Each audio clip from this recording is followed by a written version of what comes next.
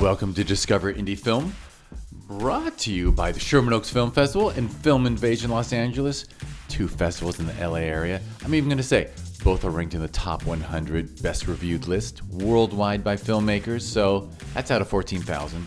So anyway, those two film festivals bring you this podcast, and my guest is Lesley Hoyt-Croft. Hey, Lesley. Hey, Jeff. Good to see you again. Thank you. All right, so everybody should listen to the podcast before this one in the Discover Indie Film podcast feed. That's a nice long interview with Lesley. We have a nice long history because I first probably met you in 2016 to 2018, somewhere along there, when your son Hayden's films were in the Sherman Oaks Film Festival and Film Invasion LA. He's been in both.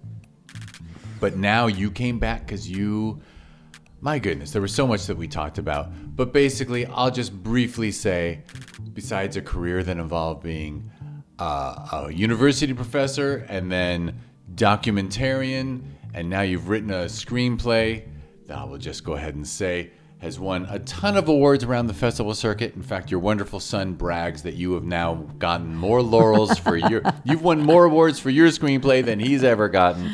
And that is for your screenplay, your feature-length screenplay, Princess Di and the Lesbians, which is a fun women's hockey film. Yes. Comedy. Yes. With heart. Comedy with heart. And so everybody should go to the clickable links in the show notes, and you can follow Lesley's Instagram and your ex and watch your path with this script and see what happens. Okay, now, Jeff, I have to give you a little warning there. Oh. So I have just gotten on. I mean, I've had Instagram and X forever and ever, but I just have sort of stalked it, like a... Right, I've you were on that just following things. Kitten HC instead of my name and all this, and some of it had to do with my work. And so anyhow, I've just recently gotten on there. So don't look and go, oh my gosh, she's got 3 followers, probably herself, her son, and Jeff. And actually, the funny thing is it's funny. I will waste 30 seconds of your podcast. Well, first of all, this is so people should listen to the podcast before this one and learn all about you and your work. This podcast will be a 4 questions podcast, which is just a fun way to say that you'll be answering. Question number 1 is name 3 films that you love. Question number 2 is name a film that's underrated. Number 3 is a film that's overrated. Number 4 is a lesser known film for people to seek out. It's just a fun way to get to know people and what films they love. And I will forever believe, I believe that cinema, it's the campfire of our day. Human beings, hundreds of thousands of years, shared stories over the campfire. Now what we share is cinema and TV. So I feel like learning someone's favorite films always tells you something. And then the other questions are just for fun. That kind of scares me. Does it? Yeah.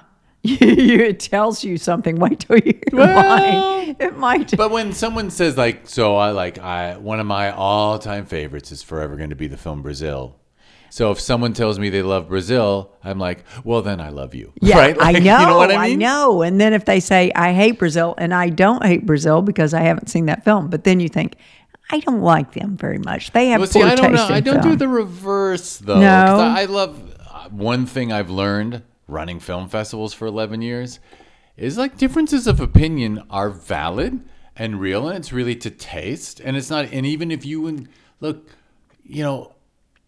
my life partner, my wife and I agree on so much, but there's some films we just don't see eye to eye on. And that's no two human beings. That's right. The wonderful diversity of mankind. Humankind is that there is such a thing as taste. And, when I look at, when my favorite film in the festival, one of our jurors is like, man, that was a piece of crap. I'm like, great. I'm so glad to know that it's not universal, because it should never be, right? Yeah. Yeah. So anyway, whatever segue I was going to do is now long past. Let's just jump into your answers. Okay. So you want to share 3 of your favorite films? I will share 3 of my favorite films. And I have not listened to all your 687 film podcast or whatever, but You might not have ever gotten this one before, and these are not necessarily in order. They're just 3 films that I really like. French Kiss. Do you know that film? I know it. Billy Crystal, Meg Ryan. No, No. Kevin Kline. Kevin Kline, Meg Ryan. Meg Yeah. Ryan. But that's a Nora Ephron one, right? No, it's that not. She's Got Mail, or You've Got Mail is Nora But Ephron. either way, I do remember French Kiss. And then what was that? The movie Leon the Professional or whatever? It's The Professional. the actor from that. Yes. Oh my God. And he's so good. I should know his name, but needless to say, my brain doesn't work like it used to. But I love him. Yes, and also Yeah. it has Timothy Hutton in it. But yes, I love French Kiss. You know, someone else had French Kiss. I can't believe it. French Kiss was in someone else's top 3 for sure, unless it was an underrated. But it's been brought up before. Well, it is underrated because I've listened to so many people who are asked, what are your favorite romantic comedies? And they never say French Kiss. And I think you're crazy. It's such a good one. And I always judge what's a good film by how many times am I willing to watch it? Because I know my son watches movies 3 times, or however many, which is really good because sometimes he doesn't really like them that much the first time. And I don't want to spend my time watching a movie a second time if I didn't really like it the first time. But he does, and he gets more out of it. Of course, he knows a lot more about it, and he's looking at different things. And then the third time, he gets even more out of it. And so it informs his decisions more. But French Kiss is a movie I can watch over and over. It has a wonderful soundtrack. It just old classics. I Love Paris in the Springtime, and Van Morrison, I think, sings one of the songs from it. Anyhow, it's just beautiful. And then, of course, the setting being Paris. If you like Paris, then their road trips into the countryside. And I just like the way it goes because it's hard to imagine that she could, fall in love with this guy who's a thief and he's just terrible. And he does an accent, right? I think I remember. Yeah, he's French. Yeah. So, in the movie, he's French. So, yeah, he does a great French accent. Yeah, he's so funny. Yeah, he is. So it's just it's a charming movie. Excellent. And so that's one of them. And it's also underrated, by the way. And everybody's got to pick this one. I'm sure I even heard one of your podcasts where somebody did Shawshank Redemption. Now, I don't think, is there even a single woman in Shawshank Redemption? I don't recall. Yeah. There's references, right, to Andy's wife. I knew a woman once. Who was, there's references to women on the outside. But no. I don't think there is a single woman in which there. Which is true to the world, right? Because at that time, there were certainly no women working in that prison. Right. And there were but even when they meet up in Mexico in the end, yeah. spoiler, seriously, like you could spoil Shawshank. Yeah. But you don't see a woman. Yeah, I don't think there's a single woman in there, but I still love the movie. I love the performances. I love the story. I read it, of course, 100 years ago when Stephen King wrote it, Rita Hayworth in The Shawshank Redemption, and I thought it was fabulous then. And then how a lot of times, and especially that was a short story, and then they make a feature film of it. And it's, I can watch that film over and over and over. And the other one, and last night I told you I had dinner with my son and this other young friend of ours, or he was originally a friend of mine, Evan Purcell, and they were saying, what are you going to tell Jeff tomorrow? And I was having them guess what films were my favorites. And I said Chariots of Fire is one. And Evan goes, I didn't like that one. And we went I am shocked. We went with friends to that movie. One of my oldest friends from high school, she and her husband went. I think they got up and walked out. They couldn't stand it. And I love that movie. And I think it's just so profound, everything. Obviously, I remember it just being magical, the whole thing. It was. And the Vangelis soundtrack, and that's incredible. But, just the story of Eric Liddell, is that how you pronounce his last name instead of Liddell? It's Liddel. And, he says he's from Scotland, and he just feels God in him. And he says, when I run, I feel his pleasure, or something like that. And he's just so you can just tell his joy when he's out there running. And then you have Harold Abrahams, who's Jewish. He's experienced a lot of discrimination. He's from Cambridge, and he knows what's going on there. And so he's running, trying to prove himself. And there's one shot in there where he sees Eric Liddell running, and he just sort of cuts his eyes in a way, and you can just see everything, like the envy, I wish that was me so I could win this Olympic race, but I wish that was me so I didn't have to do this for the reasons I'm doing it. And I wish I didn't have to do it so scientifically, that I could do it because of the love of the sport. And then, the slow-mo on the beach. I just remember when that was one of the biggest films. It was in 1981, I think. 81, and it was huge. And it won the Academy Award that year, right? There was no question it would win, right? I can't even tell you what it was up against. I just thought that film. I am shocked that there are people who didn't like it. Wow. Oh no! I mean, I think there are quite a few people. The new generation is. Well, the people who went with us were our age, and that was in, like 1982 or 3. The ones who walked out of the film, they go, "Oh God, that was so boring." Wow. And, go figure. Well, that's a great one. Yeah. And I got to admit, I haven't seen that. God, I don't know if I've seen it since it was in theaters. You should watch it again. I want to watch it again. Just talking about it, I want to watch it again. I know. I'm hearing the music in my head and picturing the slow motion running. Yeah. Come on. It's beautiful. I know. And then you got to go to Scotland and walk on that beach. I have been to Scotland. Did you walk on that beach? I even helped. No, but I helped a guy get on a kilt for the first time to get married in some little Scottish church. Oh. Yeah, I was a pretty good best man that day. That is a pretty good best man. Because it was a guy from the southern U.S. whose wife just wanted a Scottish wedding, and I was there, and all of a sudden I had to become the best. I had to dress the lifter. dude. I had to dress him. Yeah. And it's not like I know kilts. I don't see how you did it. I kind of would like to see the pictures of that. I got a picture or two. Okay. Oddly enough, the church looked just like Batman. But anyway, when it was silhouetted. All right. Well, those are excellent favorites. You want to name a film you feel is underrated? The Yellow Rolls Royce. Do you remember that film? I don't know it. Okay. The Yellow Rolls Royce is about a 1930 Phantom Rolls Royce that was. It goes through the life of the Rolls Royce. It's like an anthology type film.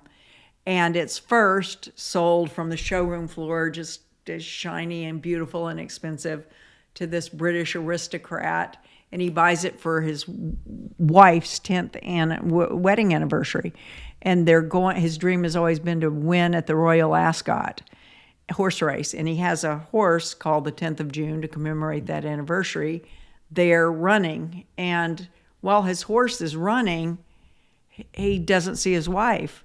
So he goes out to the yellow Rolls Royce, and his wife is having sex in the Rolls Royce with his underling or whatever, And so he sends it back, and they say, "Why are you sending it back?" And he says, it displeases me. And so the Rolls Royce then is bought in Italy by this Miami gangster who is played by George C. Scott for his, shop girlfriend, who's Shirley MacLaine. And so then they're, going around Italy, and he's just bored, and she's bored. And so, but he has to go back to Miami, I think, to kill somebody or something like that. And so she's there with George C. Scott's sidekick, who's Art Carney. And I love Art Carney.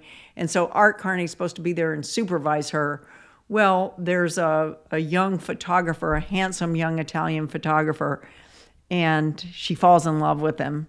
And so Art Carney is, driving the Rolls Royce around, and then they go in a cave, and, it's implied sex there. But, George C. Scott is a bad guy. He'll kill the boyfriend. And so Art Carney covers for her. And at the end, she kind of tells the boyfriend, yeah, it's fun. You just go on, as if it meant nothing, but she's really saving his life from George C. Scott. So then we see the car next, and it is bought by a wealthy American widow. And this is when the Nazis were invading Yugoslavia in 1941. And she gets the car and ends up falling in love with Omar Sharif, who's a freedom fighter. And then she ends up, saving people from the villages and so forth in that car, before it goes on. So, and one thing that when I was thinking about this in terms of being on this podcast is I thought, those are 3 short stories. They're short stories again. The continuity part is the car. And the car, it's not like it has any judgment or anything, but it's going through. And I like that. I know the movie, The Red Violin or whatever, you're like, what has been the life of this object? And these are very different stories. The last one's usually considered the best one, but I like all of them. And so, just how is that reflected in the people there? And, like our lives themselves, they don't run in a smooth pattern. They overlap and things happen as a result of other things. And it's kind of the same way with this car. And by the time Ingrid Bergman buys the car in Yugoslavia, it's in, it's like dirty as parts are falling off it. It says, like bargain offer or something like that on the car in the shop. And so, it's seen better days, like everybody does if they live that long a life, from sparkling and new on the showroom floor to the time when it had quite the history. Yeah, it had quite the history. Yeah, no, I looked at the cast. That's a crazy cast. Yeah, it really is a crazy cast. So it's I think it's underrated. I mean, it was not very well received at the time. They said, yeah, it's got this great cast, but that's that's kind of it. But I don't think so. That's a movie I like a lot. Well, excellent. Yeah. All right, well, question number 3 is fun because that's a film you feel is overrated. Well, I'm going to go back to French Kiss on this and look at that compared to You've Got Mail. Like, I kind of think You've Got Mail is overrated compared to French Kiss. They're both romantic comedies, and I really like Nora Ephron. But when I look at those 2 rom-coms together, I think You've Got Mail is overrated vis-a-vis French Kiss. I can give you a golf clap for that one because I definitely think You've Got Mail was not, well, it wasn't for me, I'll put it that way, but I would probably criticize it further and just say that movie was made for AOL, threw in some money they thought AOL, it was like a tie into AOL because we all heard that voice saying You've Got Mail, and right. And then they were just retreading the Sleepless in Seattle thing. And it was such a retread. It was such a movie that no one needed. It was not my favorite, but I got to mention one other movie, Jeff, and I don't know in which category, maybe favorite movies. Have you ever seen the movie Local Hero with Burt Lancaster? That is one of the best movies ever made. I agree. I can't believe you're saying that. That movie was one of my favorites.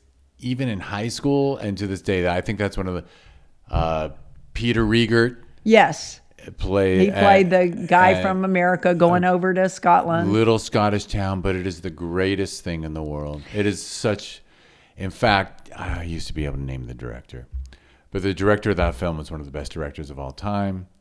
And I think he ended up running a Hollywood studio briefly.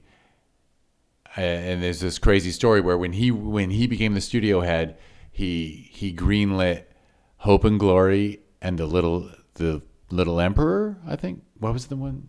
But anyway, for 5 minutes, like Columbia Studios put out Oscar quality films because this guy was running it. That is one of the greatest films ever. It is, and the only problem I have now. Was that your lesser known people should seek out? Yeah. That's question 4. Yes, there you go. Yes, okay. Local so there was Heroes, actually a your question lesser on known, yeah. Yes, it's just such a wonderful movie.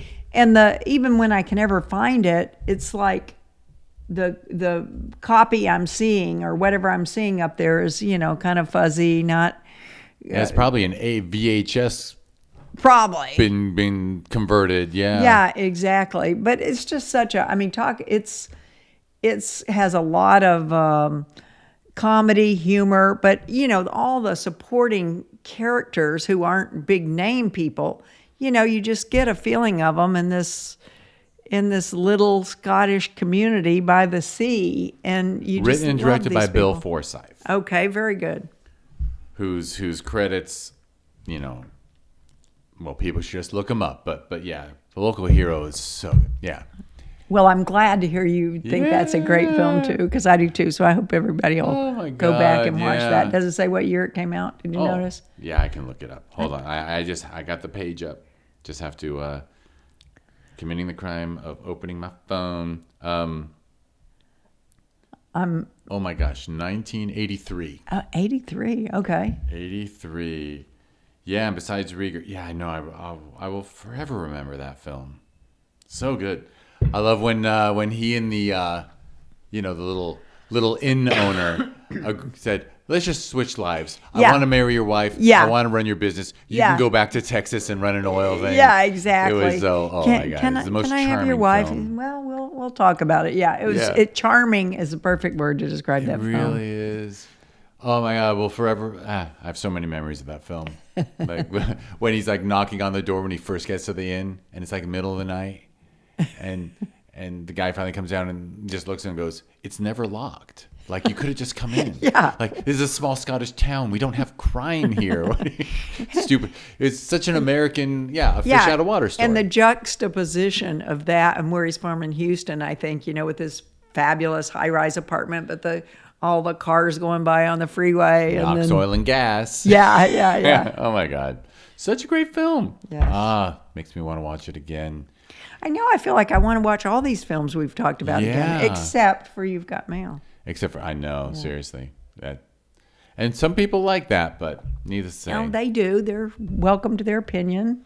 They are, but...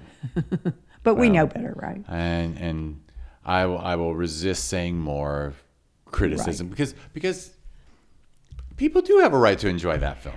Well, and also that's the thing. I initially was saying, I really don't want to talk about a film that's overrated because, I mean, people have worked so hard on it, but that doesn't matter. I mean, I can still think, hey, it's it's overrated. And I always say, I mean, in this case, I probably wouldn't say it, but I always say it doesn't mean it's a bad film. It just means it got got a degree of attention or awards that were not, like you said. French Kiss is a better film in every way, and yet it doesn't get the props it deserves that You've Got Mail gets.